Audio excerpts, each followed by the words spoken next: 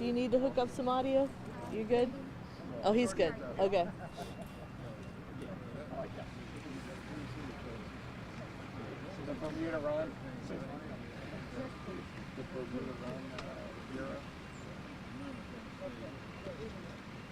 Katie Gore.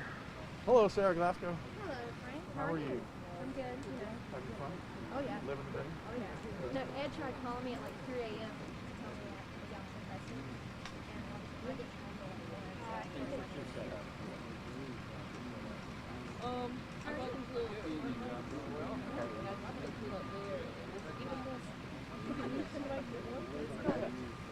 Breaking news. The real one going.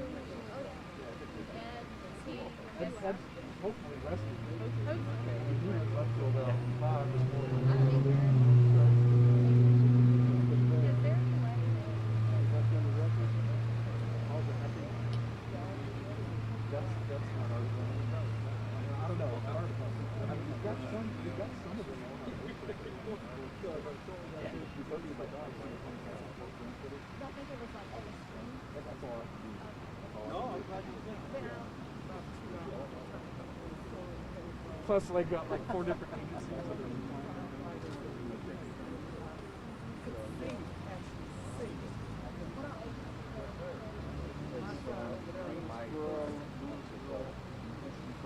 in February off. No.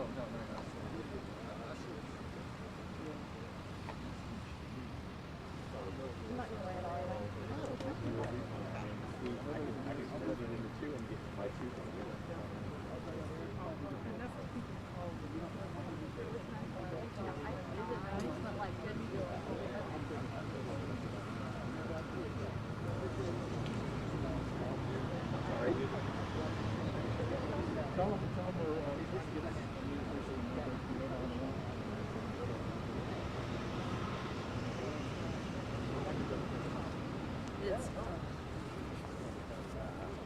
Guys, we know you're going to ask about a certain question, and we're trying to get the answer, and so we're going to hold up the news conference till we get the answer to that question.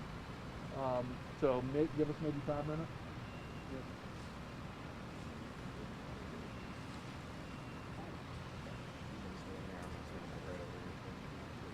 Yeah, I don't really know. I'm just, Yeah, I know. don't I'm really just- know where I'm going to stand, but yeah. I'm just trying to stay out of Yeah. way.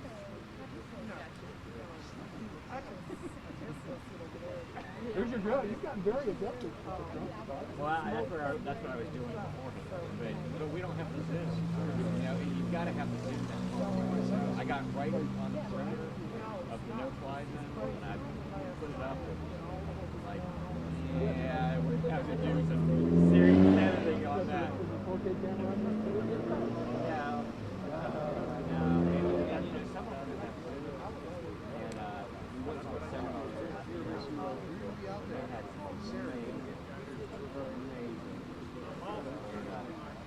Did a couple demos at like package delivery. That's gonna be something else. Yeah, there's a service in Australia, I think it's Okay. The company that was there is running for and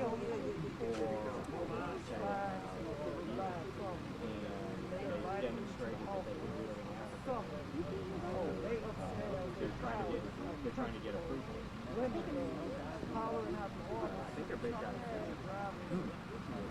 You did. Yeah. Which is fun because you probably saw the stuff I did in the Rebel. It's like I was waiting. Last year we never had enough snow because of all that. So we finally got enough snow so I could go out. I had all these things in my head. But you know, trying to get legal parameters.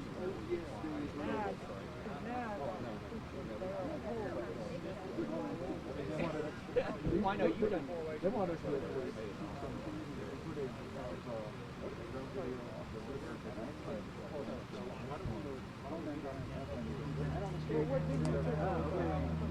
right there at the. Yeah, but right there. Yeah. Sure.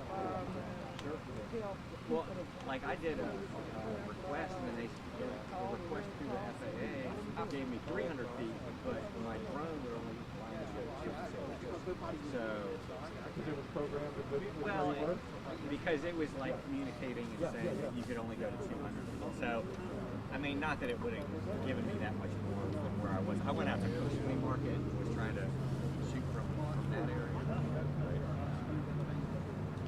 You okay? Yeah, it's just it's amazing. You've got some time to do some nice editing with it.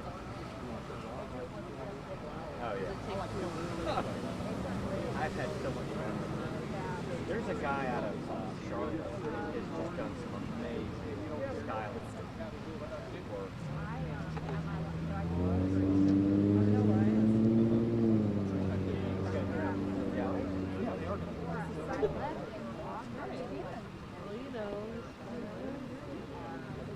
Yeah.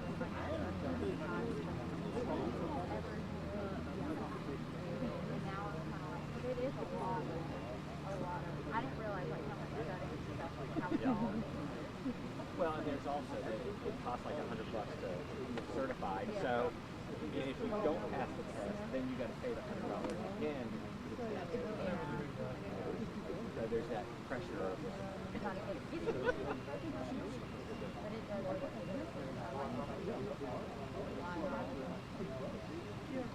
well, it's, you know, we used to pay $125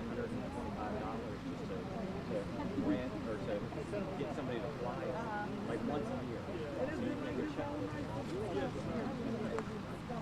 And there's still something about getting even higher than before.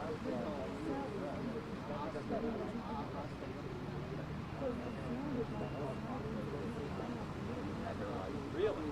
And before you get all the automatic certification, you had to request like 9 days. 5 miles. So, it was basically all of Winston-Salem now. You got there.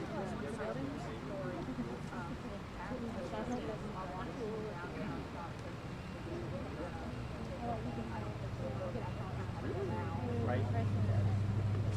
Well, they're Okay, so you need a 1-minute warning, is that right? You're asked for? All right, consider yourself warned. there's no way. You know, it's like.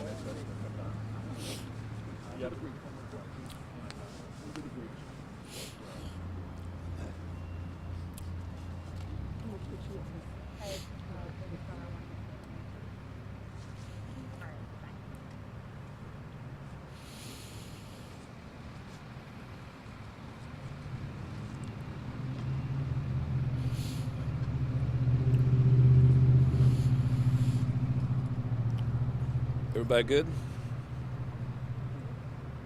Good? Good. Okay. Well, good morning, everyone. I'm Alan Joines, Mayor of Winston-Salem, and we're certainly here to provide an update and answer your questions regarding this terrible fire that began yesterday afternoon, yesterday evening, continued on through the night at the Weaver Fertilizer Factory just close by here. Certainly a very hazardous situation, and I personally, on behalf of all our citizens, want to thank Chief Mayo and his team for keeping this under control and to taking the actions needed to protect our citizens. As you know, we did ask individuals to evacuate in a 1-mile radius from the site. A number of individuals who did that. And we had, last night, you wouldn't believe, I had so many calls from hotels and restaurants who wanted to provide help to our citizens and give them a place to stay. But I think the good news is we got through the night safely. Now when you move into the next phase of it that Chief will talk about, but we have to be very concerned about noxious air and fumes coming out of the site as we go forward. So we'll keep the evacuation order in place for a while. I'm joined this morning by Mayor Pro Tem Denise Adams, who is this is the North Ward, of which she is the council member. And let me ask Council Member Adams to say a word. Thank you, Mayor. Good morning. Again, we want to thank the citizens and residents of the North Ward of Winston-Salem. Want to thank Chief Mayo and the wonderful firefighters for their bravery, for their strength in working this fire. Emergency responders, Winston-Salem PD, controlling the traffic for those people that want to just take a look. As you can see, the plumage over there behind me, over to my left, it was a tremendous fire. I was sitting on my couch about 7 when I heard all of the fire sirens go by. At first, I thought it was the television. I was looking at the television, and old people, we turn it down to make sure we're hearing what we're hearing. And it was just a lot of fire trucks. And then not a few minutes later, I heard this tremendous boom. And in my mind, I said that I feel like that might be the fertilizer plant. And then about an hour later, there was another boom.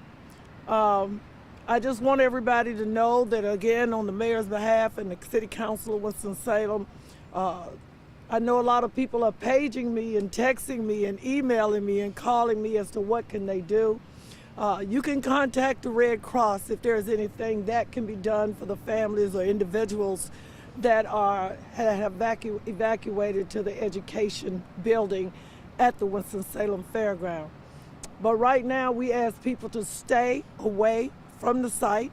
If you can, stay away from the 1 mile radius that was given to you by the emergency management and the chief mayor, and continue to be vigilant about this incident. We are not through it yet, but pray that we will make it through okay with not so much smoke and fumes. Thank you. Thank you, Mayor Pro Tem.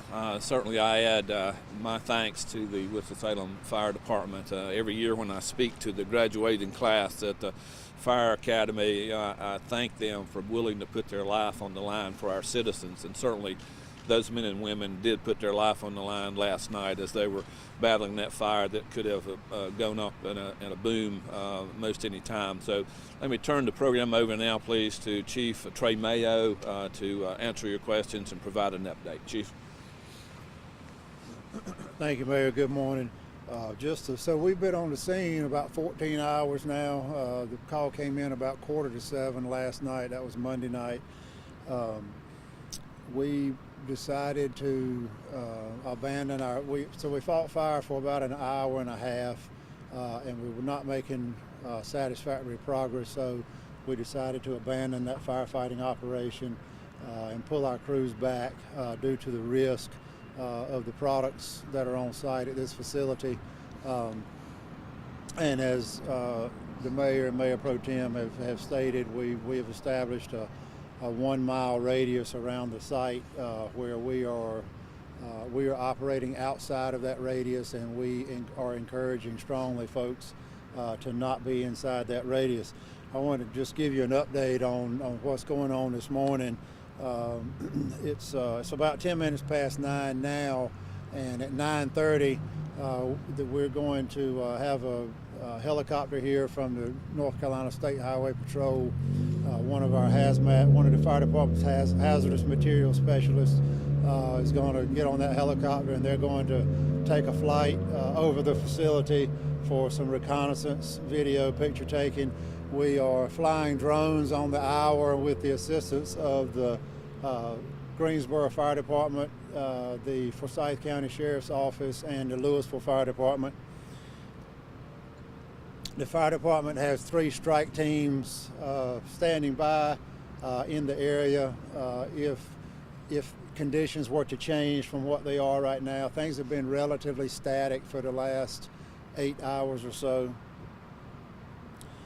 We are expecting the Environmental Protection Agency to arrive later this morning with additional air monitoring equipment. One of the state's regional hazardous materials teams, which is hosted by the Greensboro Fire Department, has been here since last night, and they are doing air monitoring outside the 1 mile radius. We are not monitoring inside the 1 mile radius. We still have all the emergency personnel outside of that radius. The threshold for immediately dangerous to life and health is 100 parts per million of nitrous oxide, and they're measuring it at about 65 parts per million. So we are not at an immediately dangerous to life and health threshold, but we do encourage folks with who have asthma, chronic obstructive pulmonary disease, other, respiratory compromise, to stay indoors.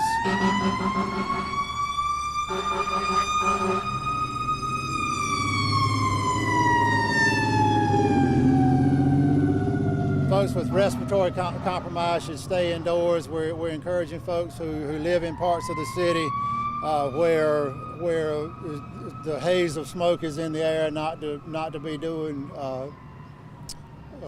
outdoor exercise, that sort of thing today. An update on the quantity of material that was on site when the fire began. And these of course are estimations, and you can tell that from the round numbers, but it is estimated that there was 500 tons of ammonium nitrate on site, 100 tons, that was in the building, 100 tons in addition to that in a rail car adjacent to the facility, and there was 5,000 tons of finished fertilizer at the facility when the fire began. So I will take any questions that you have. Who called the fire in initially? I don't know. It came in several passersby. I don't know who the initial call was, but I know within a few minutes of dispatch, we were getting notifications that a number of passersby were reporting fire and smoke showing, I believe, from the loading dock area of the facility. Any closer to possibly determining what caused the fire? We're not anywhere near that. We want. Can you repeat the question? Sure. So the first question was who called the fire in, and I don't know who made the initial call. Pretty quickly, we got a number of calls from passersby reporting fire and smoke conditions. Again, I believe those initial reports were from the loading dock area.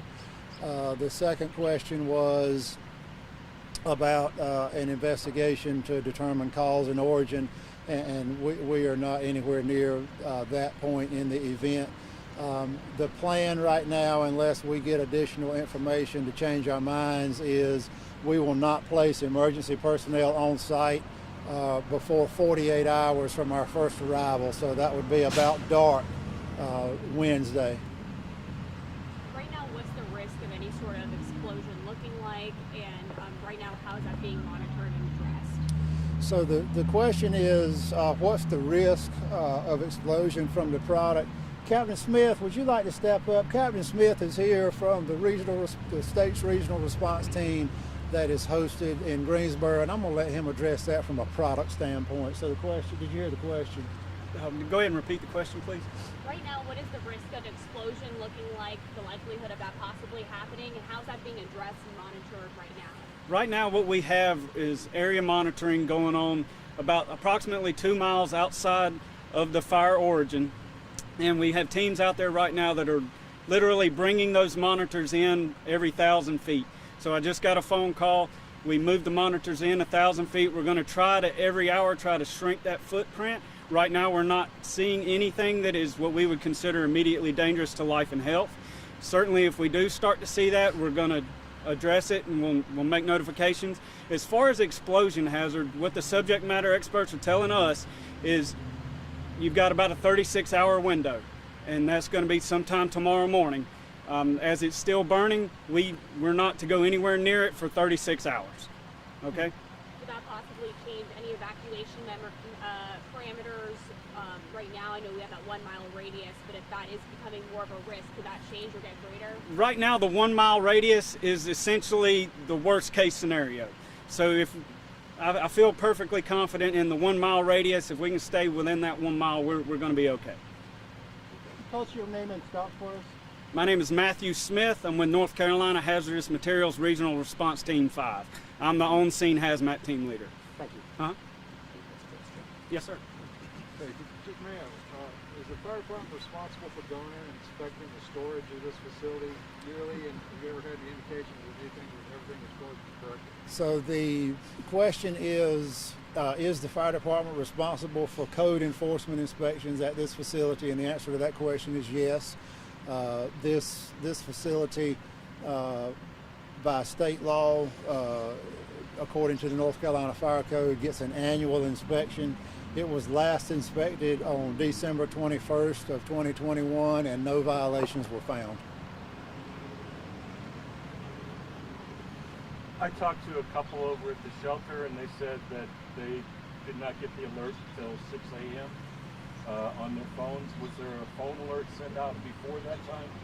So we use what is generally, the question is about the system that we use to notify residents of, in this case, a major fire in the area and a need to evacuate. We use a system that is generally known by the public as a reverse 911 system. That system is only as good as the database of numbers that we have to call. So we capture numbers from the telephone companies, and that's a landline capture. For wireless devices, to capture those numbers, people have to register to receive those quote-unquote reverse 911 calls. We've been using the broadcast media, the print media, social media. We had fire trucks out inside the 1 mile evacuation area last night about, well, I don't remember exactly what time it was. I'm going to say around midnight they went out, and they were doing actual live public address evacuation notices on the ground, and they covered every street that was inside the 1 mile evacuation radius. We have hearing reports about some multiple mini explosions. Are those still being experienced? I don't know. We did observe some. So the question is about some. I think the person who asked the question referred to them as mini explosions last night. We did observe a few. I'm going to use your term, mini explosions last night. I can't speak intelligently about when the last one was observed. Do you have an idea of how many people have evacuated? Do you have any sort of estimate or approximation? The question is how many people have evacuated, and we don't know that number. The last time I checked, and this has been some hours ago, there were only 6 people taking advantage of the shelter that we have set up at the education building at the fairgrounds on Deacon Boulevard. There are about 6,500 residents inside the 1 mile evacuation zone. And in terms of breathing in the air today, just speak to that a little bit. I know, of course, there's that 1 mile radius for good reason, but if people are just out and about today, especially if even beyond that 1 mile radius, something that they should keep in mind. The question is about air quality and breathing in the products of combustion. As Captain Smith stated earlier, they're doing air monitoring, and they are not measuring anything immediately dangerous to life and health, but they are not measuring inside the 1 mile radius. So we can't stress enough how important it is and how seriously people need to take this. If you're within a mile of the plant, you need to leave and go somewhere else. And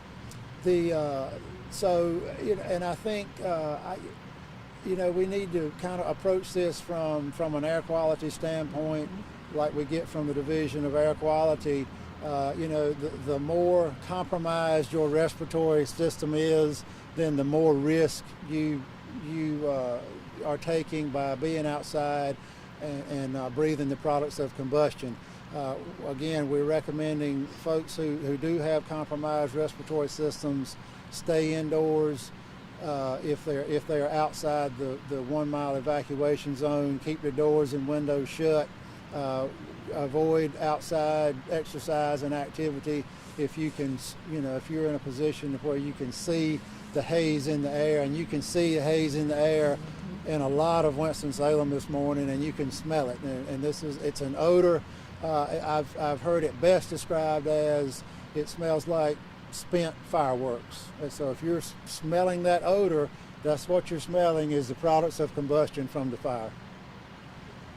For people who are having a hard time understanding just how dangerous this is for people around the area, but also for people who are first responders who want to keep everyone safe, can you kind of just reiterate that? So the question is sort of what is the gravity of this situation, and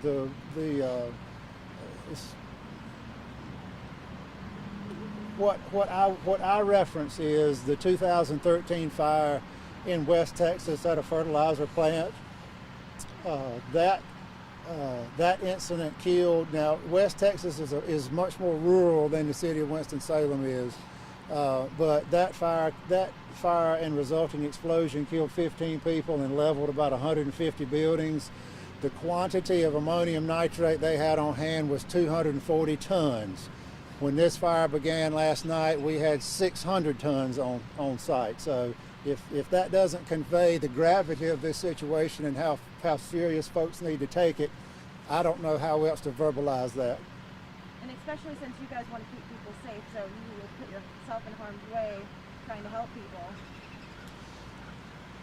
Yes, we make calculated risks when we're talking about putting firefighters' lives in danger, and we would ask for the public support in helping us not have to make those difficult decisions about putting firefighters' lives between this incident and folks who have, well, if you'll pardon me being frank, failed to make a good decision.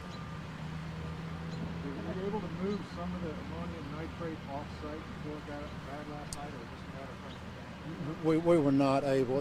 No, sir. The question was, were we able to remove any of the product before the incident got beyond our ability to control it? And the answer to that question is no. how much of it's directly in the line of fire, so to speak? All of it. The question was how much of the 600 tons was, quote, in the line of fire, and the answer to that question is all of it. So you guys will be going helicopter and kind of surveying things from sky view. You are not too close to the fire. So what kind of, can you just kind of explain like in more detail what like operations kind of look like for your crews and how many are on site or around the area? So again, we have 5 strike teams assembled this morning, and I don't know, I can't tell you exactly how many personnel that is, but yes, at this point our operation is reconnaissance, information gathering, and you know, this will be when that helicopter gets up, aside from drone surveillance this morning, this will be our first daytime, you know, real daytime look at it. Just to get an indication of how much fire involvement there is in the area where the bulk of the ammonium nitrate is stored, what the threat is to the rail car that's adjacent to the facility that has about 100 tons of ammonium nitrate on board. So again, we'll be able to make some more active decisions after we have the surveillance information. You mentioned the Texas fire, and can I just ask you, what do you think, and that was, you mentioned 15 fatalities, it was a very disastrous fire, of course, and in a sense, it sounds to me like we're a little bit lucky at this point. I'd like you to ask you, what has been the difference between that fire and us that seems to have been something that we're in a better situation, at least at this point? That's hard to speculate because there is some unpredictable. So the question is, why was there an explosion in West Texas and we haven't had an explosion here? And I want to stress that we are not out of the woods. As Captain Smith stated, you know, we've got about a 36-hour window where that explosion potential exists, and we're about 14 hours into that, so less than halfway. I would, you know, my best answer for that, not being, I'm not a chemist, you know, I'm not a hazmat specialist, but I would say that things just haven't been quite right yet. So ammonium nitrate has to be confined to explode, but when you have a quantity of it like we have on hand here, what happens is there's enough weight that it kind of provides, so what's on top sort of provides the confinement for what is underneath, and you get the right amount. You know, you kind of get that right amount of pressure and confinement with the right combination of heat to what's underneath, and that's when you have the explosion. If the ammonium nitrate were to burn, what kind of noxious gases could it produce, and what's the main concern with that, if any, right Captain Smith, can you step back over and take the question? The question is, when ammonium nitrate burns, what is off-gassing? Kind of what are the major products of combustion that are concerning? All right, well, the number one product of combustion that we're monitoring for right now and that we're seeing is nitrous oxide. Again, as I stated earlier, we're nowhere near what we would consider immediately dangerous to life and health. Another thing I'll add is when we're talking about these products of combustion and chemicals, we're not talking about anything that's going to really harm you. It's more of an irritant.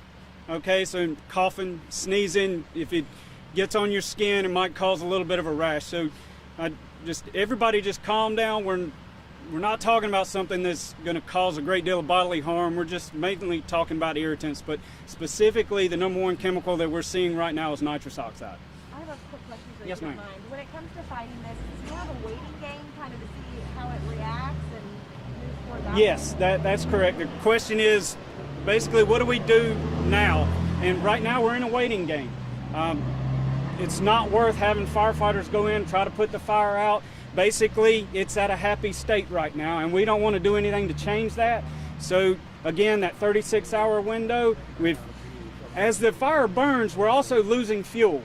So it's what we would call getting into the decay phase.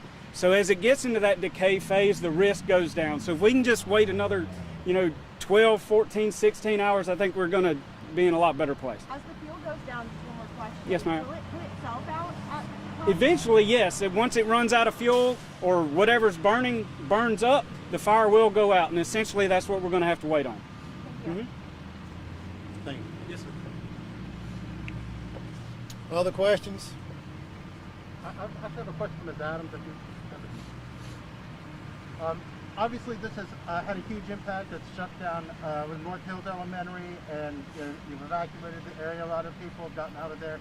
I just want to ask you what you feel like kind of the immediate and long-term impact of this fire is going to be on that neighborhood and the neighbors around it. I think some of you remember the tire fire we had off of Highway 52 a few years ago. I think this fire is relevant to that. I think there will be a very large open space of blight once it burns down.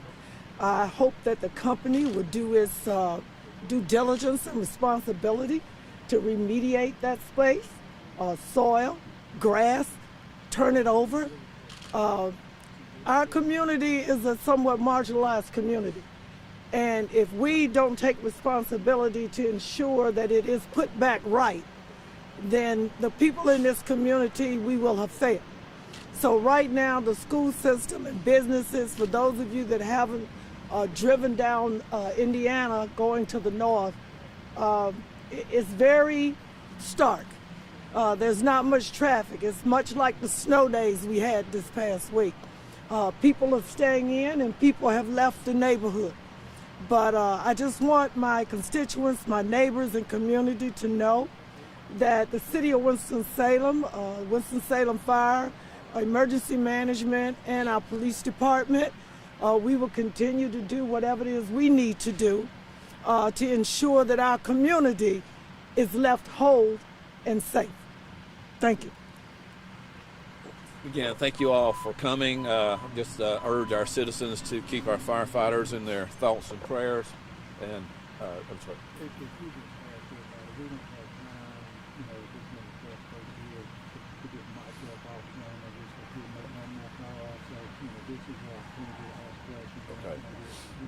Went on. Okay. Yeah, Chief was just saying, Chief's got to get back to the command post, and it would be difficult to do one-on-one interviews. So if you've got any other questions right now, please let us have them. Was there anyone inside the plant when the fire started? Chief, anyone inside that you're aware of? I am unsure about how many employees, if any, were on site. Yeah, so at this point we do not know.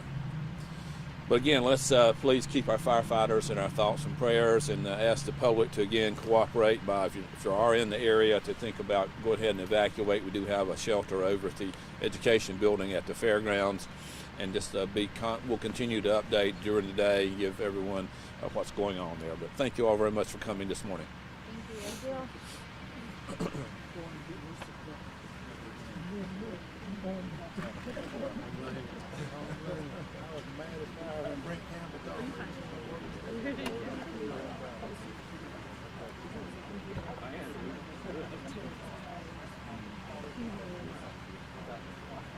As I said, the area, the businesses, a lot of them, you want to do which is good. But I want to ask you, you are chief, are we chief? I don't know what it looks like. I know Is this your stand, man? streets, This should be all yours. barricades,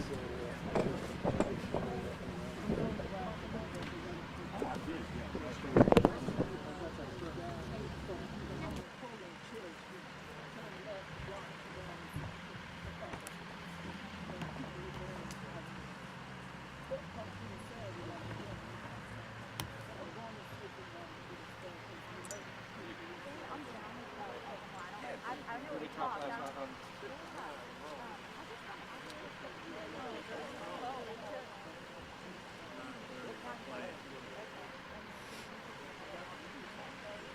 think so. We have something to share. Yeah. We don't want to tell you the same thing over and over and over. Yeah, no, thank you both for taking All right. Sure. Thanks for coming out. Thank you, Your Honor.